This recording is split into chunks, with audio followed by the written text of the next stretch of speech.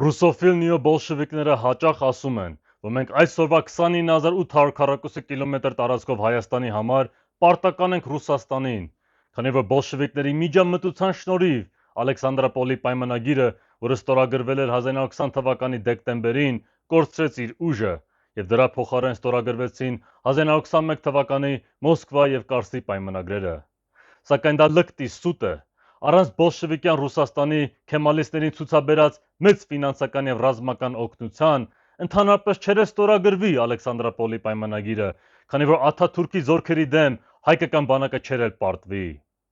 Դա նման է նրան, որ մեկը մեր ոտքերը ջարդի ու հենակներ տա, իսկ մենք էլ շնորհակալ լինենք այդ հենակների համար, փոխանակ մեղադրենք մեր ոտքերը ջարդելու մեջ։ Ռուսաստանի շնորհիվ չէ, որ մենք ունենք այսօրվա գերագույն դավաճանի ասած իրական Հայաստանը։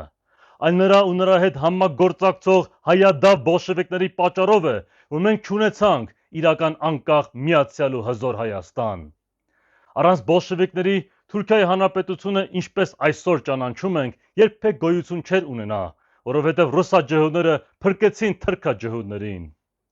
Ռուսաստանի նեն քաղաքականությունը մեր ազգի դեմ հաճախ եղել է հետևյալ ձևաչափով.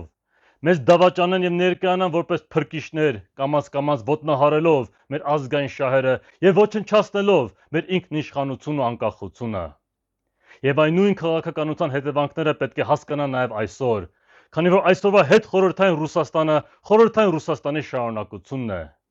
Մինչև լավ չհասկանանք պատմությունը, երբեք լավ չեն կարող հասկանալ ներկան։